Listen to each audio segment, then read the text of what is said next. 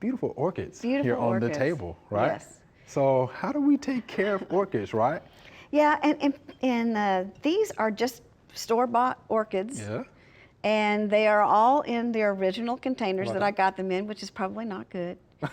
Okay, all right. But I have repotted this one in the same container. Roots by nature like to come out of the container. Because think about it, if sitting on the side of a tree in nature, and so the roots go everywhere because it mists, and so they're out to get captured the mist from the rainforest. Okay, that makes sense to me. So that's why they're like that. All of these are Phalaenopsis, which are the easiest to take care of and to grow. I have had some Cattleyas, and they are more difficult. I've never gotten them to rebloom or do well inside. I had a greenhouse, and they did real well in there. Now you notice this one, I have them all sitting in an east-facing window. This one gets more sun than these, and it blooms. This is the second time this year it has bloomed for me. It's beautiful bloom. And you can tell the foliage has got a little bit of problems. The yellowing here, well, it's gotten too much sun. So I had to move it from its east-facing window and put it in a north-facing window. East-facing windows seem to be best because they get some light, but it's not intense early in the morning. A western window would be a lot hotter, and you probably get more of these yellow leaves because of that. It's too intense. Because they usually are in under a tree. They like bright light, but not direct sunlight. Not direct sunlight. So that's the key. And you can't put them on your desk and just, you can put them on your desk while they're blooming, but just to keep them, to get them to live, you really need to set them close to a window. An east-facing window is best. And so I have repotted this once, and this is its original container, but I will, after it finishes blooming, is best time to repot. So when is it going to finish blooming? And this could take several weeks. So it takes a couple weeks, Oh, more like 3 or 4 weeks.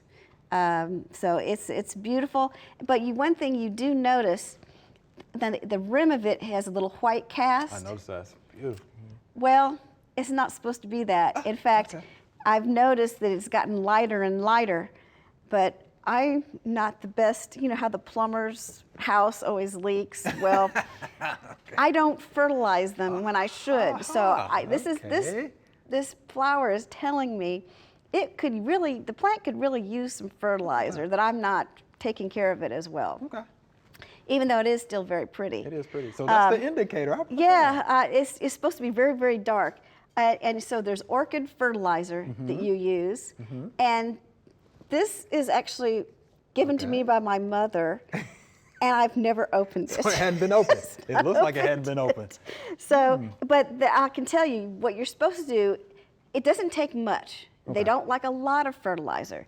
So what you're supposed to do is take a gallon container, put 1/4 of a teaspoon of this fertilizer in it and dilute it.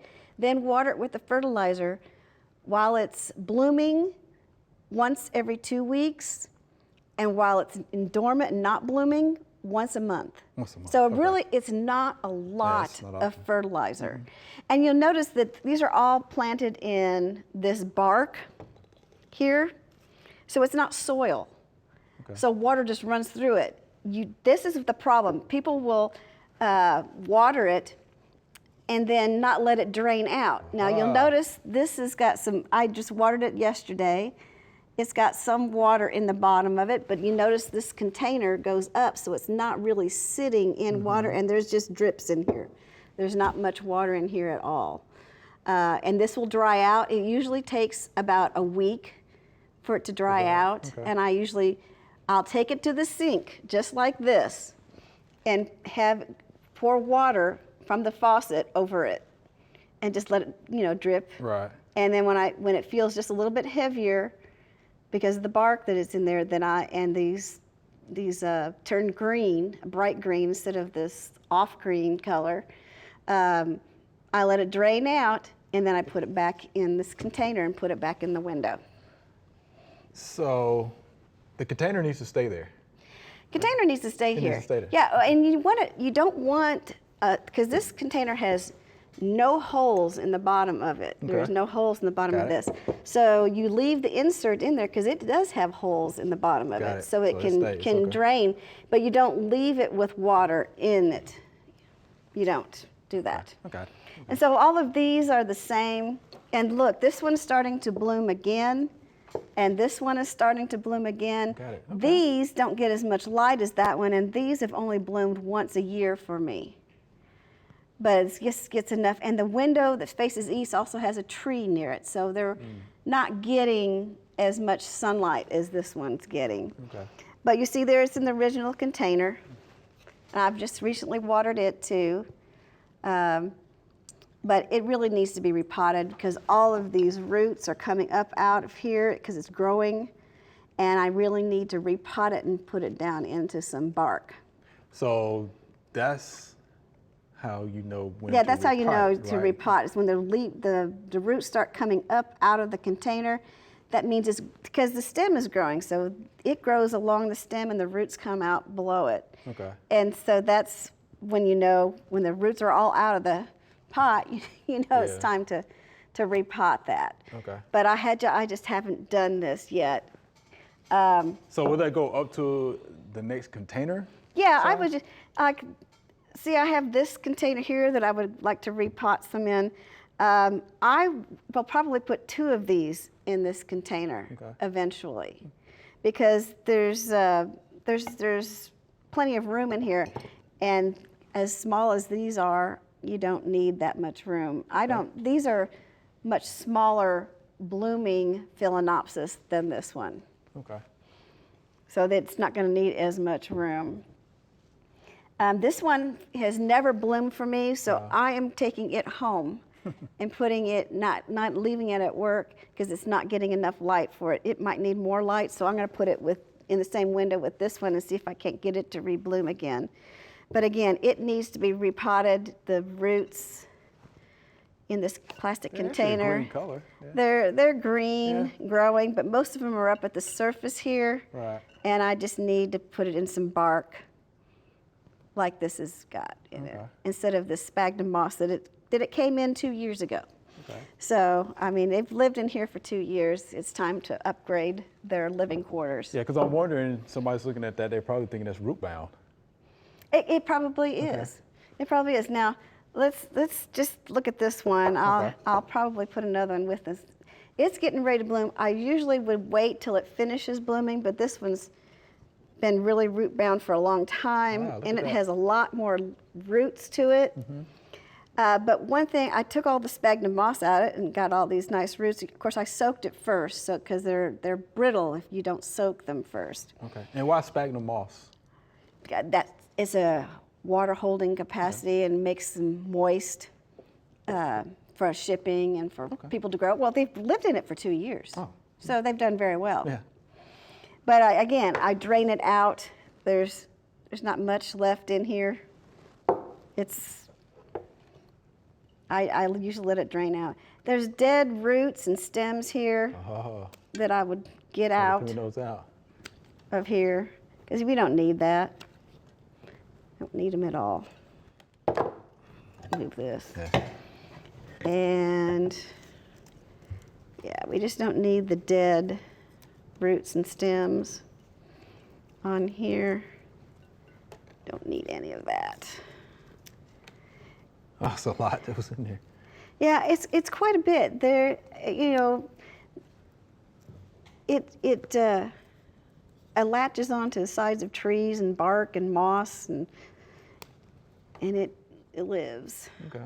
But yeah, it likes air, which is why you don't, drown it too much with water. Overwatering and not enough light is probably the #1 cause for these not to live after you've bought them. But like I said, this has been living in that little container for 2 years, and it's bloomed for me every year. That's good.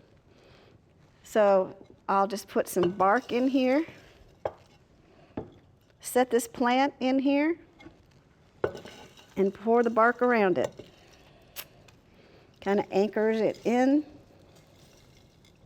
So what kind of bark are you using? Does it have to be a... This is a special orchid mix bark.